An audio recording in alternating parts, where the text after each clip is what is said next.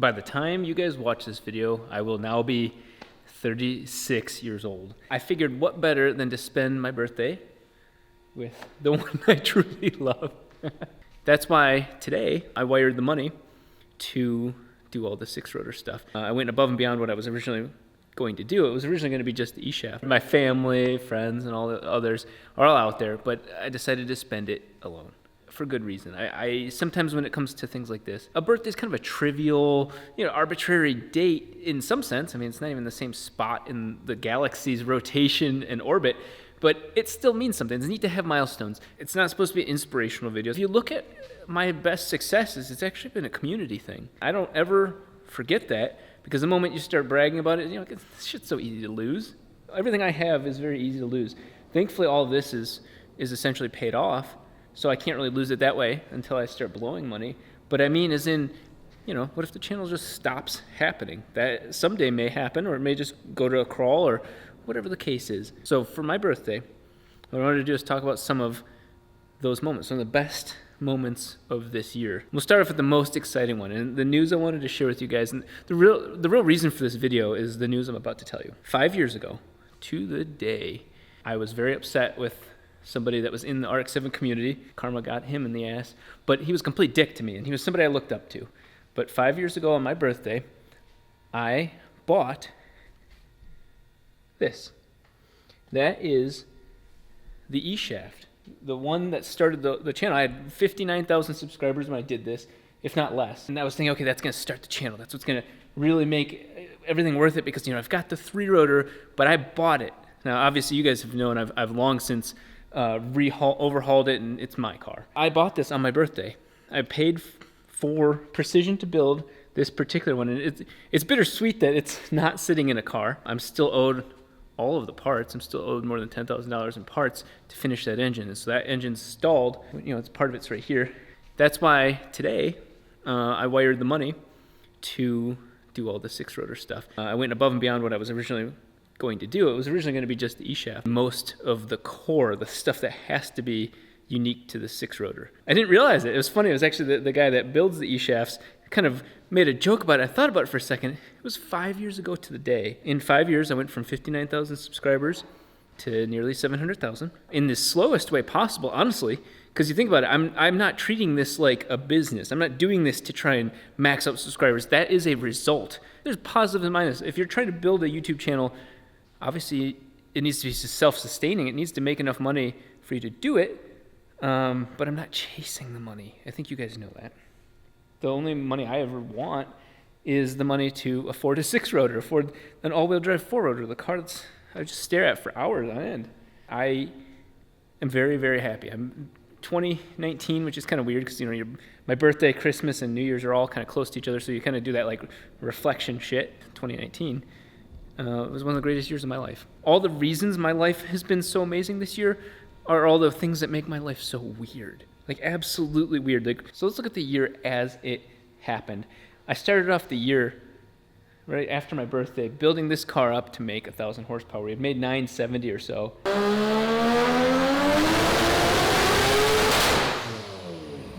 The goal was to break 1,000 for that 4-digit number. That didn't happen. So in January, maybe mid-January, the channel was in a really bad spot.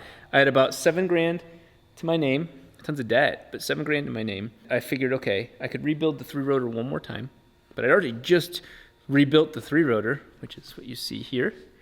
I'd already done it. And I was like, okay, that's just bullshit to share with you guys the same footage you've seen already. Even though it's exciting and, okay, cool, it's rebuilding again, I was like, nope. So the 3-rotor sat. And that's when Jarrett and I decided, let's move forward on the rotary Corvette. What are you doing, dude? What? Hey, what are you doing? What's funny is the first couple of videos still tanked. And so I was in a really, really bad spot. A buddy of mine, Chris, actually helped buy the car. Made those couple videos and then made a joke video, kind of, that I was going to take the LS out of this and put it into the 3-rotor. That bombed, and not in a good way. That bombed in a way that people weren't negative about it. They were bummed out, and they stopped engaging with the channel, and I almost killed the channel. And that's where the year really turned around. It was, well, things are amazing now. Money's good. successes are great. Everybody's encouraging. All the people that doubted it have shut the fuck up. People in the Rotary community, man, you guys get quiet when things don't go your way. At that moment, it was just Jarrett and I. Mad props to him because he was there when nobody else was. So I really want to give a big shout out to him because money was not good. The channel was not good, but we suffered through and then hidden in every C5 Corvette. It's a bazooka. Tactical nuke incoming! Right at the very end, when we got put into LS Fest jail, it was crazy. The channel was alive. The whole thing about, man, where's the four-rotor? Killing me over and over again. I smiled and joked. That was just bullshit because I was tired of it. I was tired of being the guy coming up with excuses for other people. It made me look bad because I'm somebody who very much prides myself on being a man of my word. That if I say I'm going to make a 6-rotor, I'm going to fucking make a 6-rotor, and that's what I've already done. I announced it. That it was as good as done. It already is as good as done as far as I'm concerned. Some of you may remember, it's like June?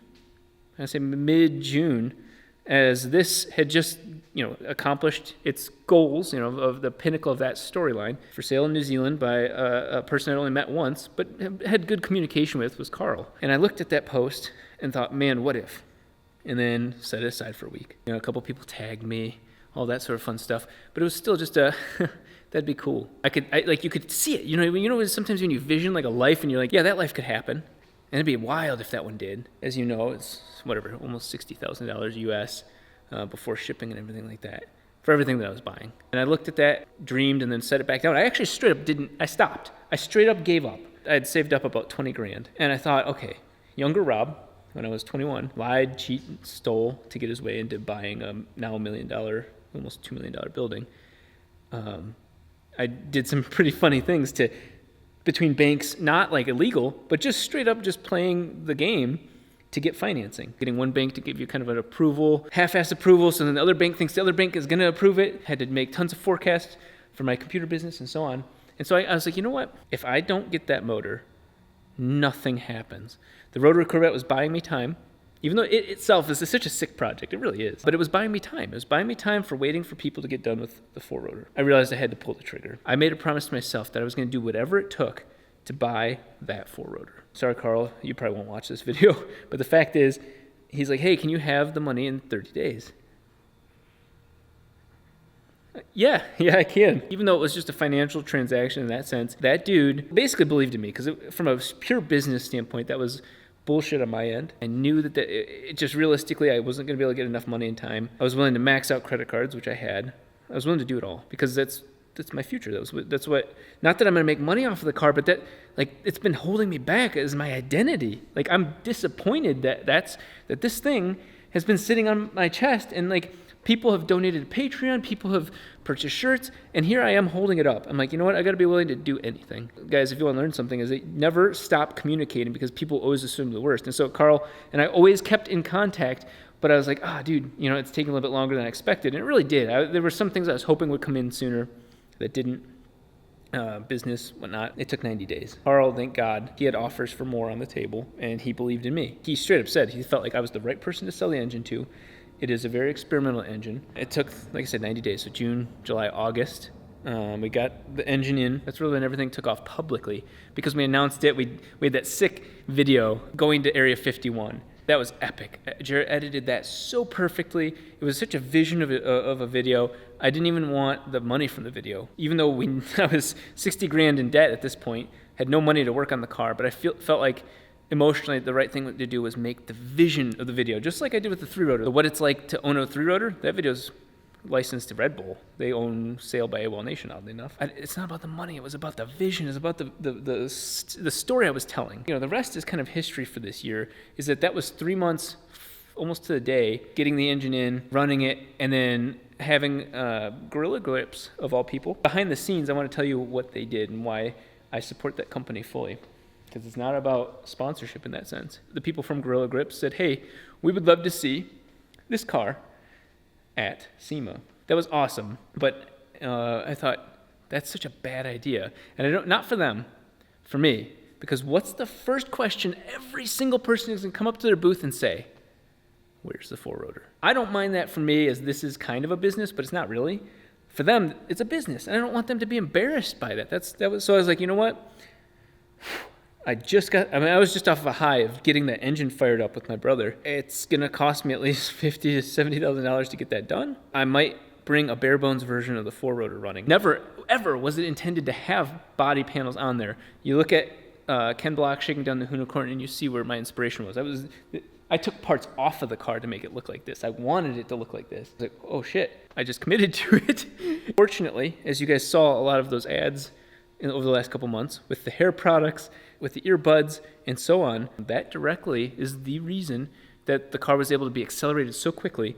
And one of my favorite things from this year was I saw people arguing with each other, and somebody was defending me, seeing the videos coming up to SEMA, and they were like, oh, Rob's sandbagging. He's got the car way further done than what the videos are showing. He's holding the videos off. When in fact, those videos were almost real time. I'm talking like every video you saw was edited and released within 48 hours. So you saw real-time progress, but people were arguing with each other that I was holding it back.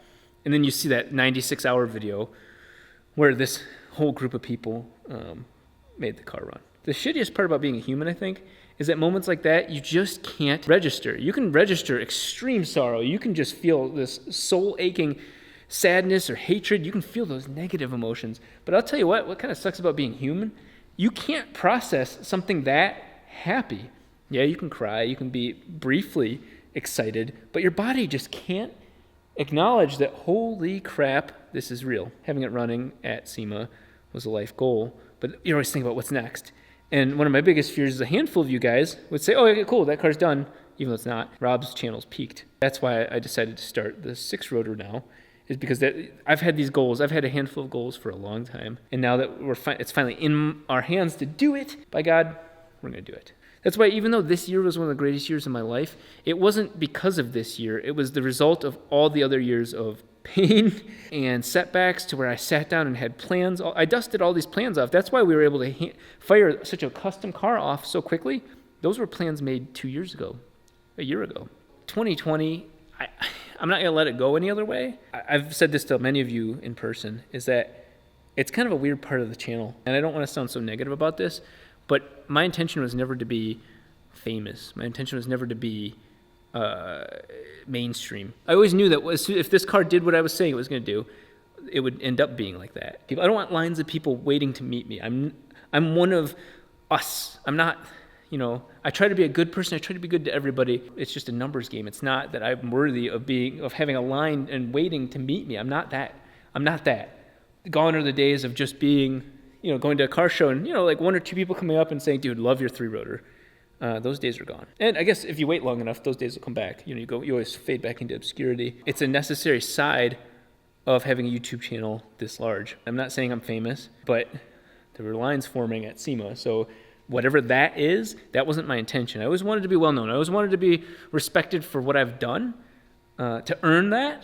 But I've never wanted to be like, oh, Rob Dahm, he's famous. Oh my God. I never wanted that. That's going to be like a weird-ass positive downside to 2020. I mean, as soon as this thing does its all-wheel drive burnout, my life changes. You guys have heard me throughout the last couple of videos, and even in this video, just appreciation. And even I get bored of hearing people say that stuff. Hey, cool, dude. Cool. Quit stroking everybody else off. But it's really true, because I wouldn't be here. I wouldn't have gotten the 6-rotor going this point without everybody that's got a shirt that has my name on it. That's so fucking cool. Like, I don't know. To live this life, just for those of you that want to hang on to this long in this video, until I was really 27. 27 is when I got the Lamborghini. I've lived like multiple lives. The computer business, the whatever I was with the detail shop and commercial real estate and traveling for cars. Like, I've done a lot of things in my life, and this has been by far the most rewarding. It all kind of added up to this. You guys are the reasons I'm here. It's not like I can make a YouTube channel without you guys watching. I'm now in my late 30s. I'm going to be a boomer. Wait, do you become a boomer or does boomers slide with age? I don't know. I just have to say I'm thankful for every person, every business, because as much as some people think that's a sellout, every business is ran by people. I mean, not to name drop, but companies like Ollie, those guys, they're following the passion. They're not following, somebody I'm sure there is following the bottom line. They better be, but the people I work with have just been individuals that have helped make what I do possible. I'm gonna go edit this video and just stare at this car more. I got the all-wheel drive system, the Tesla system working. I got the new water pump working. Isaiah's got the things remade. It's not a lot of video-worthy content because it's remaking things that we weren't sure about and then fine-tuning them. But there is the magic right there. I have to make a mount for that. I want to thank everybody, and I'm going to continue to do the best I can with everything, the opportunities you guys have given me. And I'm going to enjoy the rest of this year. So, thanks.